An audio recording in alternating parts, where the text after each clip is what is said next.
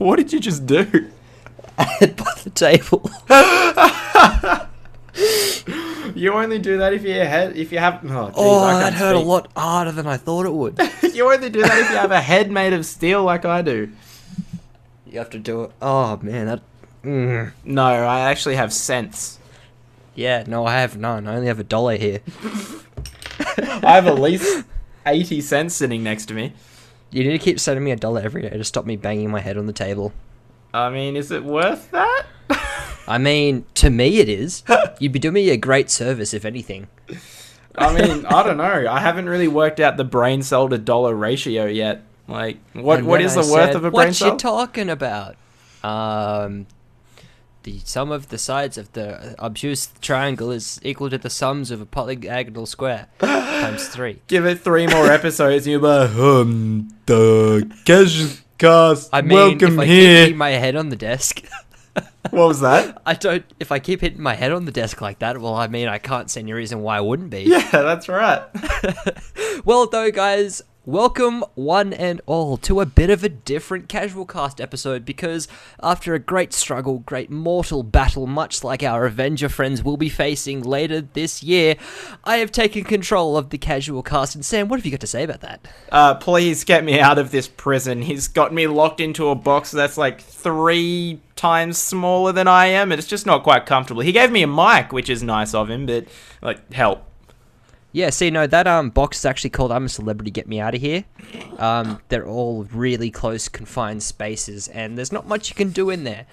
I do feed him, I do take care of him, he has got a mic, he's got the essentials that you need. The only thing is I won't let him see his pet dog. I've taken him, he's mine. And you jammed Anthony Mundane in here with me. No one likes him. I don't like him. Get him out of here. He was covered in ants.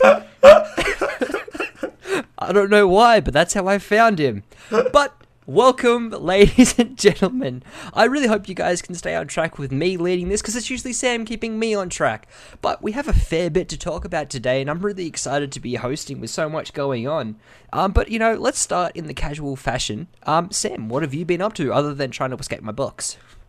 When I had my prior life outside of your box and things were going well, I've been doing a whole lot of uni work, getting back into Horizon Zero Dawn, and we had a really good collaboration over the weekend with the guys over at Grid Life Digest. Kicked their asses at some Overwatch. We had 4 people, they had 6, and Ben and I really put our try-hard pants on. So did Nick and Duncan, who were our teammates, and we somehow came out on top, so... I mean, it would have been embarrassing to lose at one of the games that we do play still relatively nearly every week. So even to lose if we weren't trying hard would have been awful. But no, definitely a big shout out to Grid Life Digest. They make great quality content. Don't have a YouTube feed like we don't yet, but you can check them out on their YouTube channel, Grid Life Digest. And I think, is it Grid Life Digest on iTunes as well? Yeah, they're also Grid Life Digest on iTunes. You can also check them out on Twitch. I believe they stream a lot at Grid Life Digest Plays. I'm pretty sure they are on Twitch. They're a bunch of really cool guys and girl.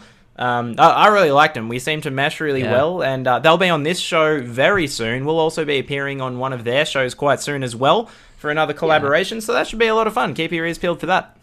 No, I mean, for the people that I'd never met before, they didn't kill back in terror, which is something that I take personally as like a great sign of friendship when I meet someone. I know. How does it feel to have potential friends for the first time? Like, I'm just an acquaintance and kind of business partner, but you might actually be able to make friends. Chicken, friends, chicken. They're listening to this friends. Like, nah, God, we're out.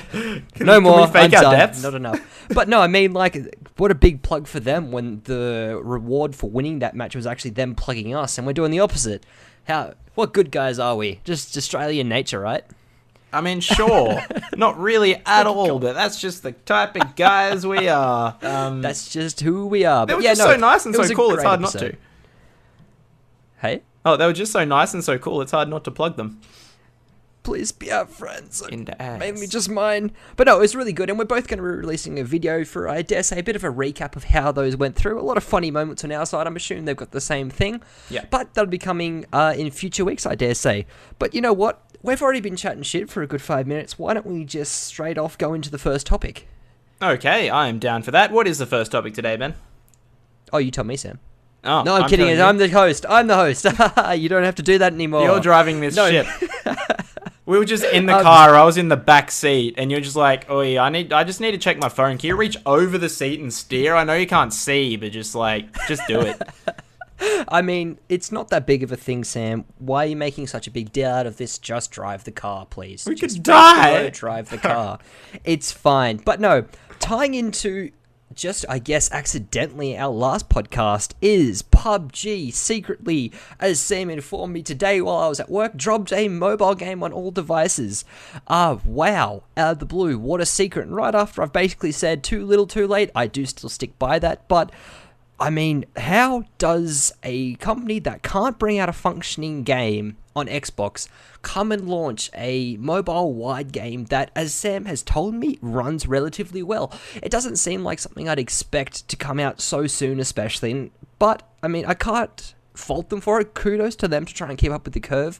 Yeah. It's going to be interesting to see how people do respond to this coming into the next couple of weeks. Yeah. But, Sam, you've actually played it. You've read a little bit more about it, so I think I should let you have a bit of a chat about it. Yeah, definitely. I mean, people knew that it was in development. Like, they knew that it was a thing, but they didn't expect it to come out so soon and especially work so well and to be on all devices. So you say it's too little too late, which, I mean, sure, they weren't first to do it.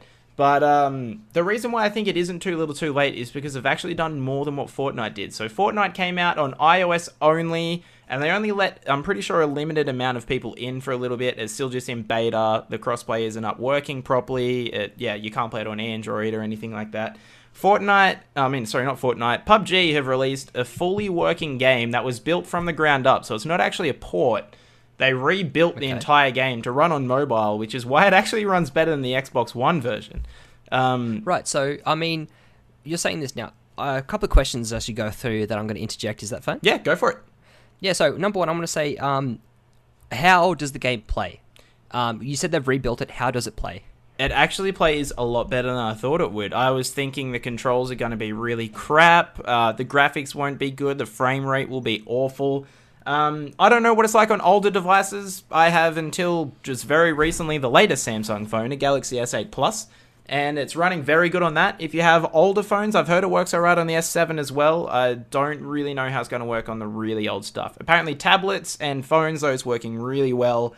The controls I really did think were going to be crap. They're good as far as a mobile game goes. Obviously controller or keyboard and mouse is going to do a lot better, but yeah. So how is it? How do you control the person? How do you get around? Yep. So you have a fake joystick on the left side of the screen that you move obviously with your left thumb, and then the rest of the screen acts as your right stick or your mouse if you're using keyboard and mouse for your looking around and stuff.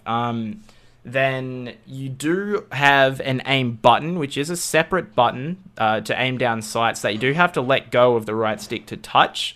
But it's really close to the right stick. You can do it kind of instantly, as if it was a left trigger, and then get back to your aiming. Interesting. And then you have fire buttons you have two fire buttons, one on the left side of your screen and one on the right. So that way, if you want to move and shoot, you can. You move with your left thumb and shoot with your right. Or if you want to aim and shoot, you can aim with your right thumb and shoot with your left thumb. And honestly, when I saw that was the controls, I thought it wasn't going to work, but somehow it just does. It doesn't feel like it breaks up your play. My main gripe I have so far is me, as every person who knows me doesn't know me and is in existence knows that I have two left thumbs. How can I play it?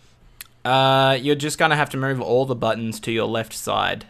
I see. Okay. No, very interesting. I'm glad they have some reason for me to be able to play. But, so is it mobile only? Are you versing only mobile users, or have they perfected that kind of cross-play to PC as well? No, so it's not cross-play to PC as well. I don't think the control scheme would really let you do that effectively, but I also feel like Fortnite would be the same. I mean, great idea that you can play with your friends on any console or platform for Fortnite, but all your friends on console and PC are going to kick your ass, which is why you have a mobile-only option on the Fortnite one. And I feel like most people on Fortnite Mobile are probably going to turn that on. For sure. Yeah, PUBG doesn't have the cross-play up, which I think, to be honest, is probably for the better. Yeah, no, okay, so...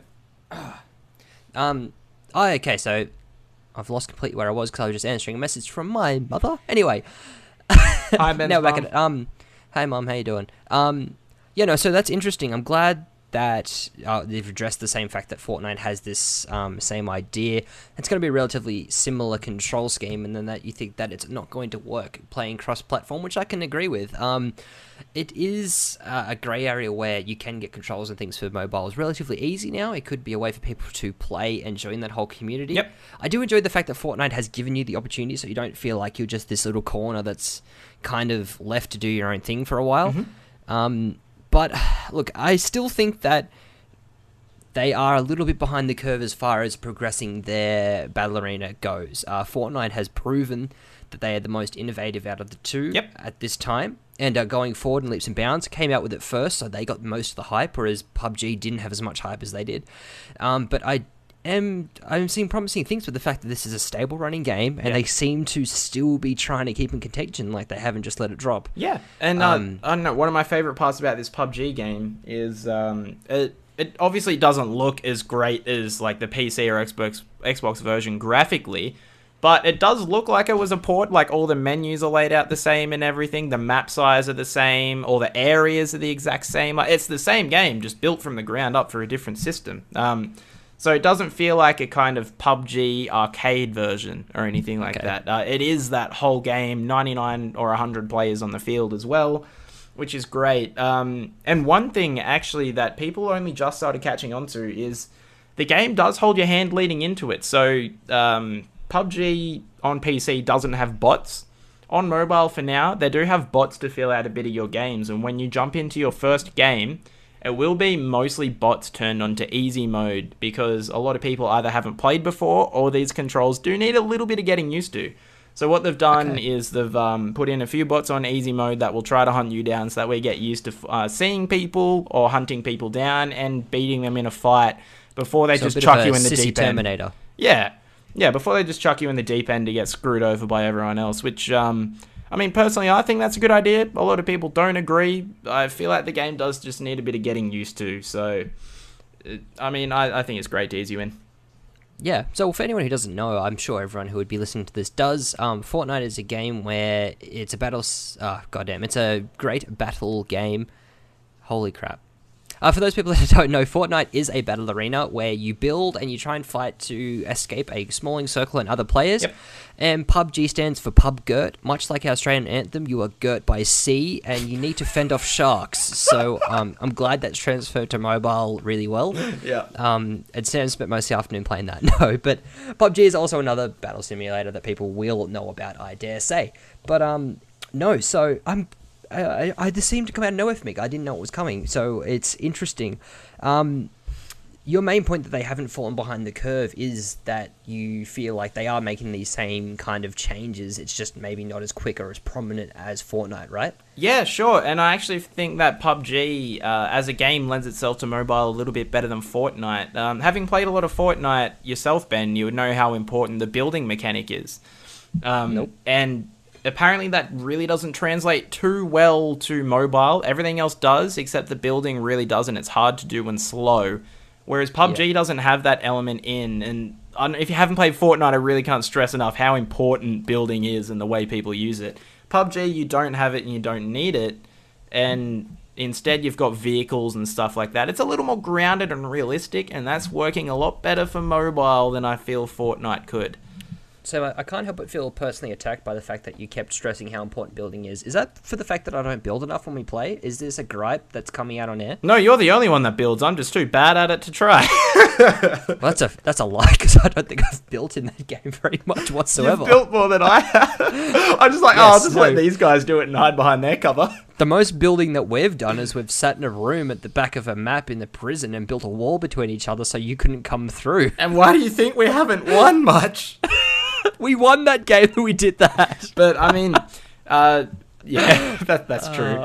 But PUBG, I don't know. They may have lost the battle on PC and kind of consoles, I guess, because Fortnite's on all the consoles. PUBG is only on Xbox. But I feel like they're going to win the mobile race. It's on all of the devices and it's really well optimized. Fortnite, they're still kind of in like a beta kind of thing. And it's only on iOS. So... True. I guess the other question that will arise from this is how important is this mobile race? Was it more important to get it out and get your name spread into trending things so people know about your game and they still get on it? It may not be the best, but that encourages them to play it on other consoles. Or do you think that it's going to be more important to retain people playing on mobile? Because for me, I personally think it's the first point. Yeah, I mean, the first point would get you more initial sales, but in saying that, both games are free on mobile as well. I don't know. I feel like to keep people playing, you just need to make the better game, and I think PUBG taking the time to put out what is probably the better game on mobile was a great decision by them. I feel like PUBG is probably going to have more concurrent players, especially because it's on all devices, than Fortnite ever will on mobile. Yeah, no, so I definitely go that. What I meant more so was the fact that it may not have been Fortnite's strategy to have the best mobile game. What I meant was by announcing it and saying it's going to be the first game that runs on like mobiles, right? It got trending in a lot of pop culture sites, right? Yep. That gets that name out to people that may not have heard. It's a big name, so people would, but those who do play it on the phone now may feel more inclined to buy it on other devices is my main thing. Like it might be that thing that gets kids hooked on it in like a classic console war side where they'll join the Fortnite side because it's come out quicker and their friends got it earlier, so that might be a defining factor. I don't know. I mean, I agree. I think it could be 50-50 either that or it could be 50-50. I feel like word will probably get out really quick soon that PUBG has come out on everything. You can get it for free and it works better. I feel like that'll get a lot of people in soon. I mean, it came out today with a stealth release and a lot of people don't know about it at the moment. I wouldn't have found out about it had I not been in a specific group on Facebook. But I feel like over the next few days, people will start talking about it and how they're surprised by it. And the fact that the more of the mobile market can get it than more of the mobile market can get Fortnite. But yeah, that was my other point, like I said, in those two options, was Fortnite going to try and get those concurrent players? Because how important are your mobile players at the end of the day? Like, it's not going to be your biggest market. They both market to PC and as an extent, and then more so for Fortnite to other consoles. Like, my main idea is that I think that they've mainly done this as a marketing ploy more than anything. They haven't gone to try and make it the most fluid thing. But that's just my opinion. So we could dwell on the same issue for a long time, but Sam, I want to know your thoughts on what is the next step for each game? What is going to be the next big defining leap that pushes one ahead of the other or keeps it fresh and fast? Because I know that Fortnite are always bringing guns in and changing up things and the map and the views and new areas, and so that's always going to be something that's going on. But do you have any other ideas that might be a next big thing? The only thing I could think of that might take things somewhere is PUBG already does it on PC, but custom games for both. I feel like Fortnite could benefit from that a lot. It's really arcadey and really chaotic. You could make some really cool custom games on there and invite all your friends. People are doing that with PUBG on PC already. You can't on mobile. But maybe introducing that would be really cool, but maybe a little bit of a competitive scene as well. I don't really know how you would do that. I feel like... do you know the quiz game show HQ? Yeah, so that's something that a lot of people tune in on their phones at a certain time to try and win a bit of money, right? I feel like they could maybe do a similar thing with timed tournaments where you can come in and play either one match or a couple. They might do one every couple of weeks, every month or something like that. Whoever comes out with that might make a bit of money as well. I feel like that could be something that both games could do as too. Yeah, no, I mean, you made a good point there with competitive being a big thing too.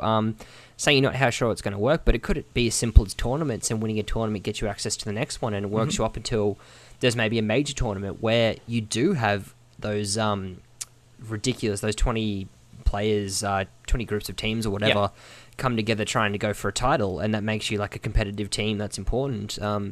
That could definitely be, and I dare say will be, eventually the future for these games, pushing out to make a competitive scene, because they are dose. Like, they're so incredibly popular at the moment. But no, for me, I think it's honestly just going to be retaining those player bases, making things fresh, and that's already what they're doing, so I don't really see any of the big options, and you've covered 2 points really well there, I think, on how they're going to proceed. Yeah, I mean, like you said, just keeping things fresh, so pooping out good ideas. You know how you're sitting on the toilet and all the Fortnite ideas come to you? That's where all the best ideas come, but no, I mean, popping in new maps and weapons and stuff like that, sure. Fortnite benefits from having new weapon updates a lot more than PUBG, because PUBG already has a lot, and customization is huge in that game. I didn't realize until I started playing the game just how deep customization goes. It's ridiculous. How the sort of competitive thing for these two different games will go, like Fortnite and PUBG, FIFA has probably a good template for how they could go. So there's a game mode in FIFA called Ultimate Team where you build your own team and stuff like that, but every sort of 2 weeks or 3 weeks or month, I can't quite remember what it was, they would do special tournaments over a weekend. There were special weekends, and FIFA has its own currency for coins to buy extra players and stuff, and the best way to win those coins was to go in a tournament. You had to play probably, it was like minimum 5 hours worth or something like that across 2 days, and you couldn't drop a game, and all of your games for that weekend had to be in that mode. So all these people would flood in with the idea of winning because they want this big jackpot of coins. They would flood in and play a lot of games over the weekend that'd only do that. Just playing FIFA. I feel like you could do that with PUBG and Fortnite in solo. Maybe squads too have a different price pool or something like that of real money, where people can come in, play all weekend trying to get that. You need to win one game, then be the victors in the next and the next, because in the FIFA version, if you lose one, you're out for the weekend. So you had to be undefeated the whole weekend. I reckon that'd be a really cool thing to do. Yeah. And that'd benefit the Twitch scene too. Imagine if some players start to get a name because they've been winning these things a lot. That'd be really cool to watch. Like, watch them play a few games. They have a lot on the line and a lot riding on it. Drake probably wouldn't do too well, but yeah, I reckon that'd be really awesome to see. No, for sure. And imagine watching your like favorite streamers and that going to competitive and learning of other people and how just the fan base that would go with them towards these things would be amazing, and how you could easily get your own team in. Like, we could register a team, I dare say, wouldn't do well, but it'd be something fun because it's like a competitive edge, and everything competitive, I'm sure that, you know, playing in games is just adding that other element to it. So, yeah, no, like we were just discussing, I think that going forward, competitive will be a big thing for who can really crack the competitive scene first. Yeah, definitely. Just as an idea from us. And that's a really accessible competitive scene as well, as opposed to something like the Overwatch League. It's like real sport where you have to be drafted in and stuff like that and picked up by a team. This one is just self-entered. That's how it is in FIFA. And a lot of, like, FIFA does have a proper pro scene as well, and a lot of people who are winning that just local average one, can't remember what it was called, ended up going on to be the proper paid pros in FIFA as well. It brought out a lot of cool players. So if it's just a game mode, a button you can press on your phone that anyone is available to compete in, I think that'd be really cool. Yeah, well, no doubt. But did you have any other things to bring on for that? Any other ideas for the whole PUBG thing versus Fortnite? It tends to be the topic again. Just that if you're listening to this and you're really surprised that you may have won your first game or come really close to winning your first few matches, it's probably because more than half the people who you're playing against are bots, which is what a lot of people are coming to realize. Did that dampen your spirits? Yeah, it did. I was really happy about that win. You sent me like feel less. Yeah, I sent you a message like, "Holy shit, my first ever game! I got a win!" And then I saw a bunch of articles. It's like, "Oh, these guys are bots. You can tell by the names and stuff like that." And I was like, "Oh, they're right." Oh my god! But oh fuck. What's next? I got these mixed up. Shit. On the spot. Okay. Well, you may not be winning, but I know I definitely am. When I heard that there is a small leak, I would say, nothing confirmed yet, that the Spyro trilogy will probably be being remastered. Now, for me, I've probably talked about this before, but it is probably, next to Ratchet and Clank, the biggest influences on my gaming. It's one of the earliest games I can remember playing Spyro versus Nasty Nork and Riptide's Revenge, and watching him, you know, fly around some lava and Year of the Dragon. All those games were amazing, and they're just wholehearted fun, classic collectors with good, well-designed levels, well-designed characters, and just really easy to immerse in there as a young child. And I'm sure replaying them again, I'm going to still feel some of those like nostalgic aspects. And looking at how gorgeous the maps look is just another aspect that I'd never really considered, because I always thought that if it was going to come out again, it would be with that same kind of feeling and that same kind of graphics that I'd come to love. And at first, I was thinking, yuck, this isn't the game I was brought up with. This isn't what I thought I was going to get. But the more I've thought about it, how going through these levels again, and especially such as like Dreamweaver's world in the original Spyro, man, that would be a beautiful place to be. And even like the Beastmaster's world, I remember, it was a dark, dreary place, but how much they could just do with these levels. And hopefully people that are working on it are passionate about the game, such as like we are as gamers. And I'm just really excited. And I know it's hard and it's dangerous to be excited for things like this because that's how your heart is crushed and things go downhill and you just turn into a recluse and then you end up at Banter Lab. I mean, I know the feelings. It's a dark and lonely path, I'll tell you that much. But you know what? I think you can confidently be very excited about this because if I think about the last few games that have been remastered, they've all turned out really well. For example, Shadow of the Colossus, which is a PS2 port, so you're porting a really old game. That came out to be really beautiful and work really well as a port. They changed the control system up and made the mechanics a little more modern while retaining all the charm and stuff that it had as an old PS2 classic.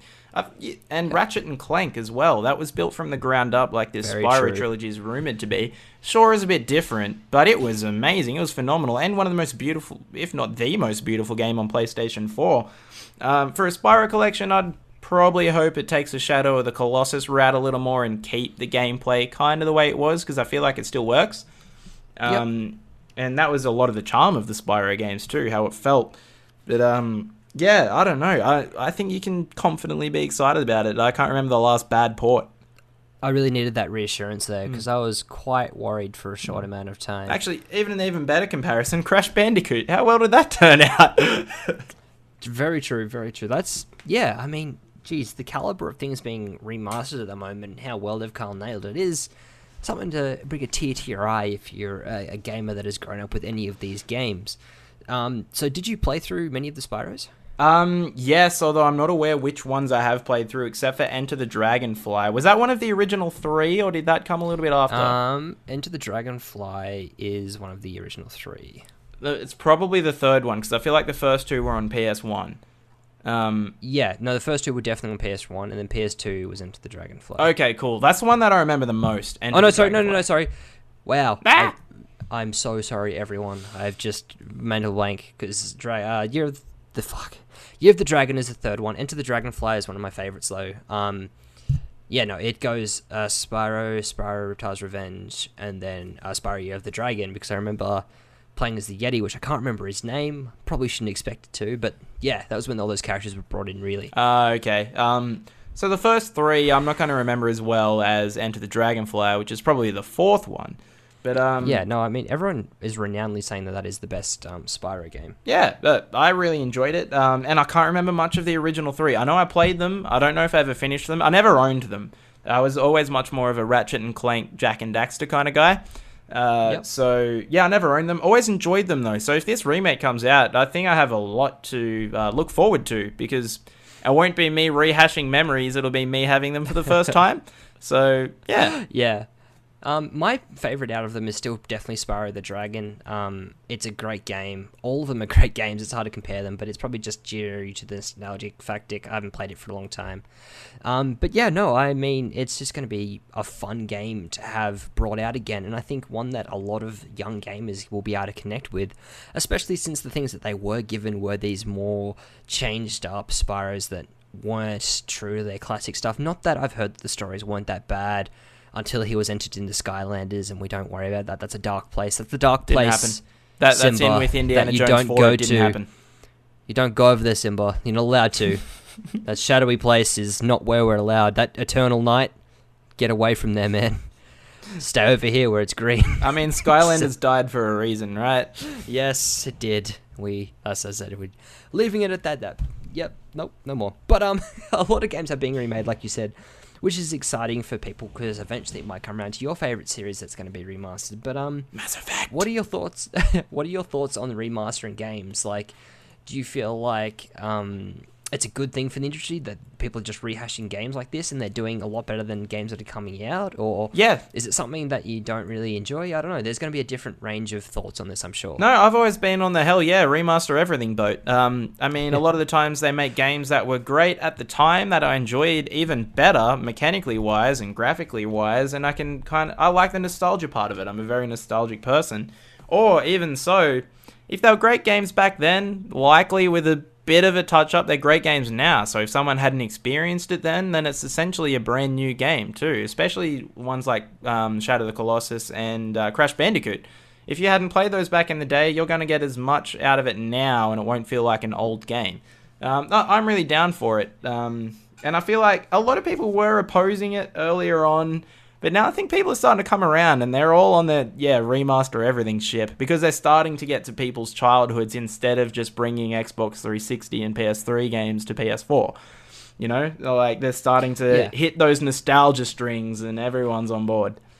No doubt. And I mean, like, it's hard to play devil's advocate for this because, I mean, I can't really see a downside of them being brought in other than maybe that other games are marred by these already successful things that are going to tug on strings of, like, your nostalgia and bring other people in because of literally just the hype around them. But, I mean, is it really hurting the industry if you're remaking a game? Those people who want to play it will play it, and those people who don't won't. I mean, it's not revolutionizing anything. It's not changing anything, really, except for most parts just making it look better. But no, I completely agree. Like, remastering these games is great because it gives those people that didn't get the opportunity to play it before to play them now and just breathe a new life into them. That's right. I mean, it's money in devs' hands because these games are going to sell a lot. Those devs could make brand new IPs later on with that money that are really good too. And I mean, look at all the games that are coming out as brand new games now. It's almost the best it's ever been. They're not getting hurt by it. I mean, look at the lineup for this year of new games that aren't remastered. It's sensational.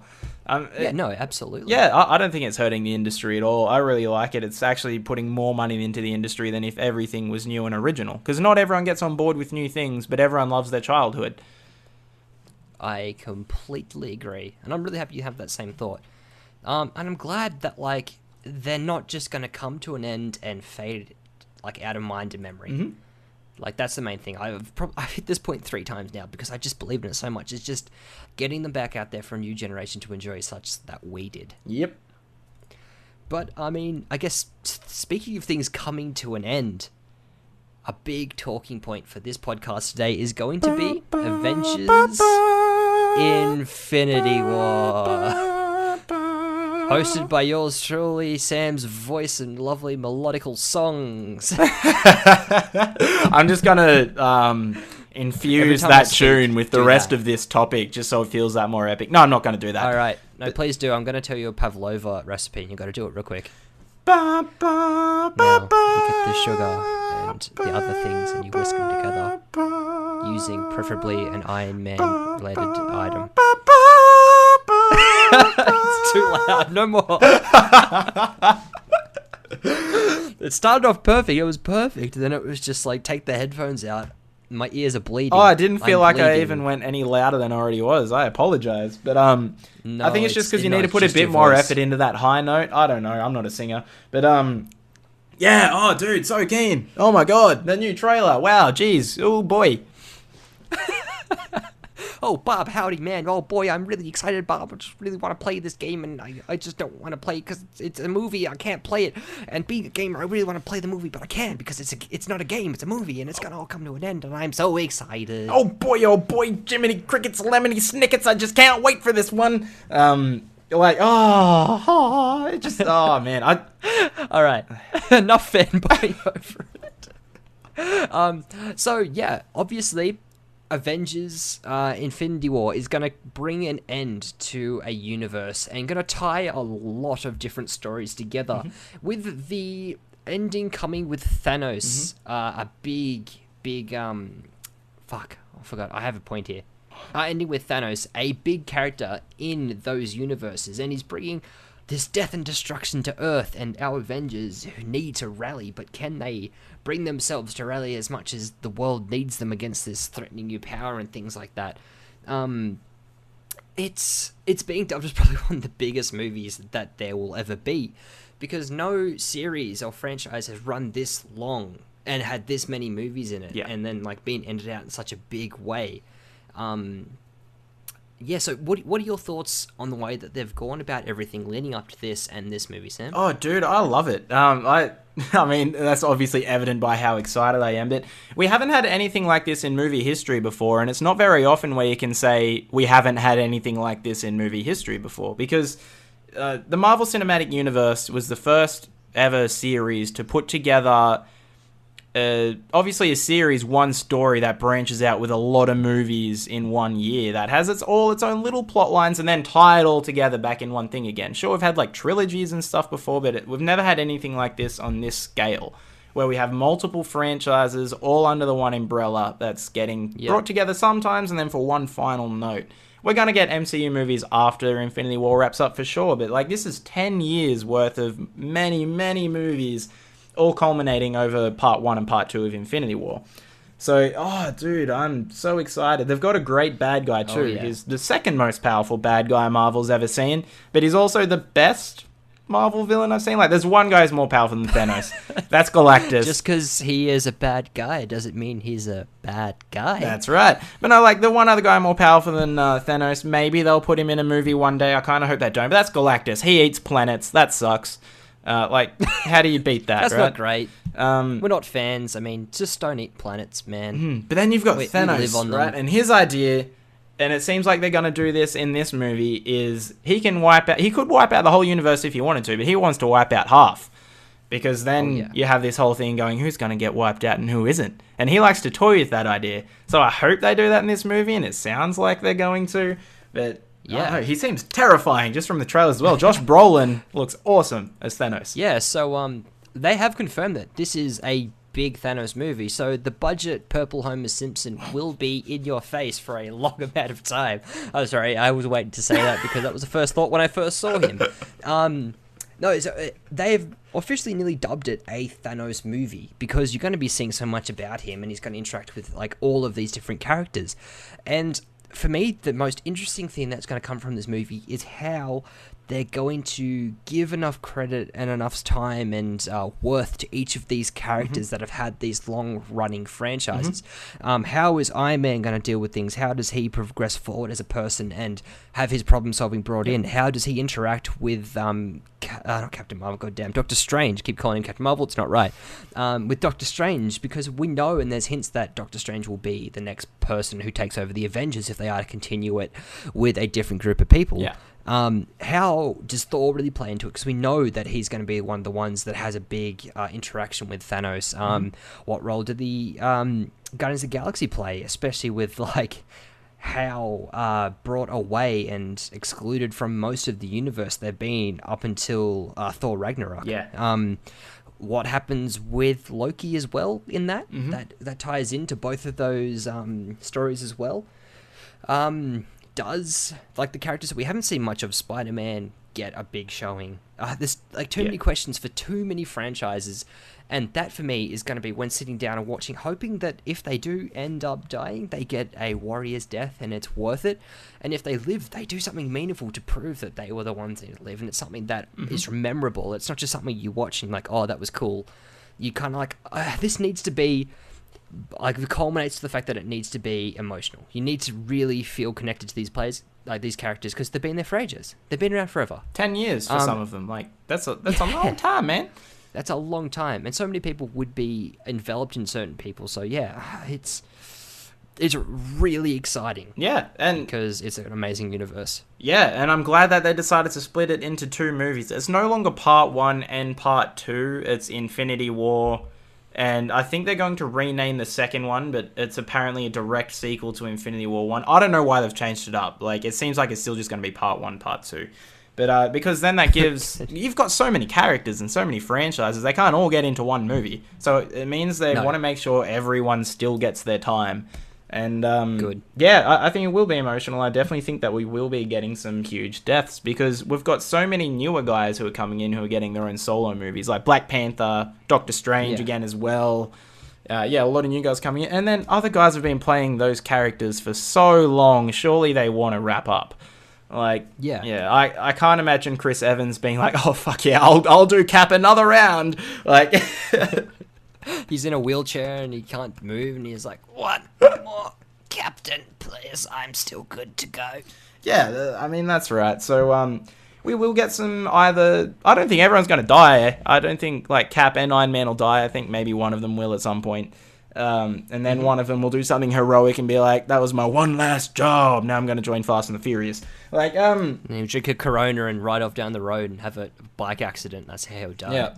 And then he'll be really confused because they'll all start talking about family. He'll be like, my family's the other guys. Which family am I a part of? That'd be really cool. Fast and the Furious. And then they'll race Thanos for pink slips and also the Infinity Gauntlet.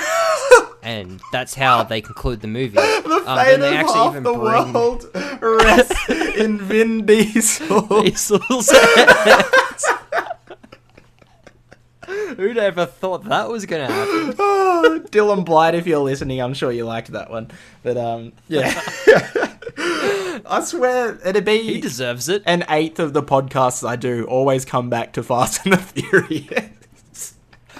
And the best part is, from the first time we talked about it, you expressed your hatred for it. And me and Dylan defended it. I said they weren't great with honor. movies. No, you said you hated it, and then you Yeah. said my mom was an idiot, and then we fought. Yeah, true. But yeah, no, dude, so excited for Infinity War. We haven't had anything like it. The only other thing that I can think is kind of similar is Star Wars, like, because that's been going for so long, but there's no end in sight for that. Or then, so Harry Potter as well, like things like that, like those big things that we've grown up with, kind of. And then they die out, and you're real sad. Yeah. That's all I can really think of. Yeah, I mean, yeah, and Star Wars is different to Marvel as well, because they never... Like, MCU's going to keep going after the Infinity War movies, no right? doubt. But, like, Star Wars is just like, okay, trilogy after trilogy after trilogy after trilogy, with not really ending any of them with a kind of conclusive end note for a lot of the characters and stuff. Just sitting back seems. and clapping. It's like, all right, guys, that was good, but let's just wrap this one up, man. I mean, Yeah. I mean, can't there just be like a fatal starship crash or something? We just end this, please. Yeah, like, and then now Marvel's... Do you reckon you'll... Oh, sorry, you go ahead. Sorry, you go. Nope, you go. After. Like, Marvel, they've been like, okay, we've been milking this cow for 10 years with these guys. Let's milk another cow after this one, but it's a really similar cow. Maybe it was a brother of the other cow that we're just milking, like... There's some kind of relation there, but we're starting fresh and new after this. So... Oh, no doubt. Yeah. But speaking of the Star Wars movies, do you reckon you'll ever get to a point where you won't be able to watch it, regardless of how bad they've gotten? I mean, because that's a bit of a contradictory little thing there, because, I mean, you're not a true Star Wars fan if you don't watch every single one of them, but you're also going to be sporting someone who's destroying your franchise. No, I think you can be a true do? Star Wars fan and still have negative opinions on them. Like, it just means you care about them and you can admit when they're bad. Oh, no, I mean, as in, like, you got to go watch them in the cinemas kind of thing. I probably still would, unless they just really, really Disney-fy the franchise and it's not... there's not even a shell of what it used to be anymore. Yeah. But understandable. I mean, the people who make Star Wars movies are still really passionate about the movies that came before and want to make great movies out of that universe. I don't think it will ever dip in quality that hard, even if they just keep riding that cow home. Keep stroking that big old Star Wars dick. Left. But I feel like there'll still always be relatively quality movies. There's going to be bad ones for sure. There's already 2 really, really bad Star Wars movies. Yeah, I mean, like, the Revenge of the Sith is just awesome, but, like, A New Hope, I mean, that's one of the bad ones, right? I know you're joking, but, like... It still hurts. It still stings. I'm turning into the Hulk in a sec, but yeah. We're going to talk to Star Wars for ages with you, as we would with Lord of the Rings with me, so we're going to divert away from something like that and go back to the main topic of the Infinity War. Mm-hmm. So for this movie, it's mainly just going to be a lot of conclusions and, like we said, wrapping things up. Yep. Let's make a couple of speculations I think could be fun. So first thing I want to speculate on is how many main Avenger deaths do you think there were? Oh, there will be. In just this one or after part 1 and part 2? Both. After both? I'm going to say... Ooh. I think 1. Ooh. Only 1, because I feel like if they kill off 2... both deaths won't feel as meaningful. It'll be like, oh, okay, 2 people die. Like, on the second death, you'll be like, okay, I've already seen one of them die. It doesn't hit me as hard. But they'll still exit from the franchise. They will still be like, all right, we're done. Like, catch you later. Goodbye. But I reckon Tony Stark or Captain America will kick the bucket. I think they only kill 1. Unless they somehow do 2 deaths really well. But... that second death just won't have the same impact. Huh. There you go. Well, I'm going to go out and I'm going to say my number of 4. Holy shit! I think I'll kill off 4 different Avengers because, like, there is a lot of them. There's a lot of people who are considered Avengers, and I mean, if this person of ultimate power comes and, like, you're really not much of a match, you're going to have to do some crazy shit to win the fights. I think that there's going to be big battles where people will die. I just think that will really bring home how much of conclusion, how real this whole franchise has been, where they aren't invincible. And I mean, like, sure, it might not be as meaningful as the first death, but I feel like if you're losing more Avengers over a fight or things like that, things are looking more bleak. Yeah. And the conclusion might really bring home more, because it's like you finally won, and then there might be a big memorial, like a big thing at the end, and just really bringing the feels home there instead. Yeah. Looking back at it. Actually, you know what? I think you could be very right there too. It could go one of two ways, where they want to end part 1 and part 2 like, for example, the first Avengers, where it's like, that was really awesome, there were some kind of big stakes, but now I'm feeling great coming out of this movie and buzzed. Or they'll do the Game of Thrones, where it's like, we just fucking killed everyone and now you feel horrible, but it feels kind of good, doesn't it? Like, yeah.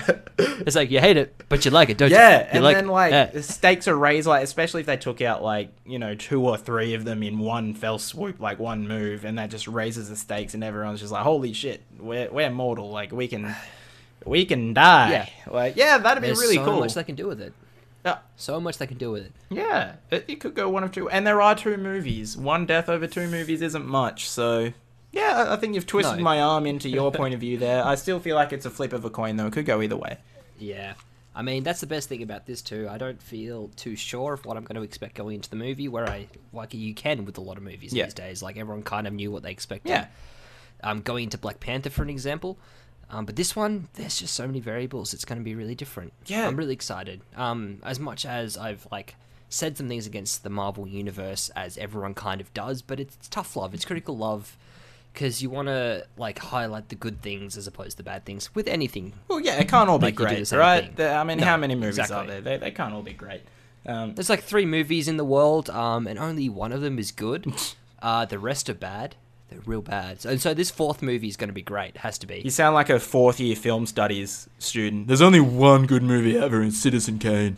But, I mean, when there's only 3 movies, one of them's got to be good, right? Yeah. That's my argument. I mean, no, but yeah. There are some bad trilogies out there, I'm sure. But, tell you what, I don't envy the writers. I'd hate to be in their spot. Be like, how do we wrap all this up? This is 10 years of shit. Because I guarantee they went into this like, okay, we'll figure out the end when we get there. We have a vague idea. We're bringing in Thanos. Everyone's going to team up. Now what do we do? Yeah, that's probably what's happened. But I have faith in them. I think it'll go well. Yeah. But other speculation, the dude who looks like Voldemort in the trailer isn't actually Voldemort. Actually? The boy who lived. He looks exactly like Voldemort. I saw that. I was like, oh my god. No, he doesn't. Yes, he does. What did you watch? You've even said you haven't watched much Harry Potter. Yeah, I've watched the very last one, which is in, and the first one where he pops up without a nose. That one with the Goblet of Fire. That one. Oh, so everyone who doesn't have a nose is Harry Potter's arch nemesis, is he? Oh wow. No, watch the trailer again. There's a guy who pops up in there who looks exactly like Voldemort. Oh no, you know my policy on trailers. What do you mean? Watch them once, that's the best. Watch them twice, you're as worse as the rest. Sure. And I live by that to the death, and you can't change my mind now, and nor will you later. Hey, I'm going exactly to that point in the trailer now. Dude! He looks exactly like Voldemort with... He has no nose, but at the same time, he has a really thick thing where his nose should be that joins his lip. But... Do you mean his face? What would happen if your nose was cut off? No, what it looks like, there's no nose there, right? But he's gotten a cup, a box that you wear in cricket to protect your groin, and shoved that on his face and connected his lip to it. Oh, no nose. Oh, no, nose boy. He looks exactly like Voldemort, dude. I'm going to let you have that, because this is going to be a futile argument, which I have no cares about, and I can't remember what he looks like. And I'll defend it with a goddamn passion. You up. But I think it's a good place to wrap it up here at the end. Pushing towards the old 50-minute mark and covered a decent amount of topics. Okay. Unless you wanted to say something else. It's going to end with Thanos eating shawarma with the surviving Avengers after they did the classic kids TV show where it's like, you have good in your heart. I know it. And he'll be like, yeah, I had a kid once with Gamora. I think I felt something. I'll be good now. Yeah, let's eat shawarma. And then they'll sing the sugar song. Sugar, da da da da da. Ooh, honey, honey. Oh man. And then that's the part of the first trailer that you see where it's like, this really does bring a smile to my face. Wholesome boasting. Awesome. Infinity War plot revealed? Question mark. Oh no, that's my favourite tangent so far today. Yeah, that was a good one. But we need to know, Sam. We need some conclusive evidence here. Have you brought forward an improv situation to end this, or do I spring it on you once again? Trying to think Sounds of like one a no. now. Okay, you're a pirate that's just gotten stranded out at sea. The only thing you're hanging on to is a plank of wood, and all you have is one measly piece of paper and a bit of a bottle that you can send and hope that it gets to someone. But the only way people can find out where you are is by subscribing to Banter Lab and doing that whole plug stuff. So you really need to get that across in the message. Okay, fuck, alright. It's a dumb scenario. Let's see how you do. So I'm pirate, piece of paper and one piece of fruit. Stranded, can get one message out, plug it. Fine, okay. Well, oh boy, it's really hot on this island. I'm just a pirate, and I fell off the boat, you know, and all the boys were just teasing me too much, and I fell off the plank. Those silly pirates are just absolutely ridiculous. I've got this piece of paper here, though, that I can probably eat it, and it'll last me about 3 weeks. I only take little bites, and I chew 630 times with my little crab feet before I eat it. And that fills my belly right up, because it expands a lot. I might write on this message, just a really nice note to Mum, telling her to like and subscribe to Banter Lab. Just get me off this island, because there's this generator, and it says that I need to, totally get someone to subscribe to this channel to turn it off, so you guys can find me. I really want to go back to the ship, because those silly guys were just doing too much, so I've got to get back at them. I want to go plunder some booty, if you know what I mean. So guys, I'd love it if you just like and subscribe to Banter Lab, and come join our pirate crew, if you know what I mean. What kind of pirate sounds like that? I'm a fruit pirate from the fruit farm. I had to turn that on its head. Were you previously a voice actor for 1930s Disney characters and then became a pirate because you were inspired by the script for Peter Pan? Yes. I drew inspiration from sailors and the Mad Hatter. From Captain Hook. I was expecting you need to subscribe. Yeah, to I know you were. This ain't like Now the you can pirate leave that for code next where it's just one. guidelines. This you need to do. Now, next episode, you're going to have to specify that it has to be a scurvy pirate. You'll get scurvy. That's your fault. Alright. Okay. I was actually going to interject as my own character and see where that went, but we've already gone too long in the podcast. No. I feel like there's no rules with the improv outros, so if I ever want to do that, if you ever want to do that and interject and shake things up with another character, we can do it. Didn't we do that time when you came into the office as someone? I can't remember. What? Shit. I don't know. Who knows? I mean, are we ending it where I cut off, or now are we just chatting shit before the actual ending? I'm not sure. Should I say something incriminating? That's what I really need to know. Incriminate yourself.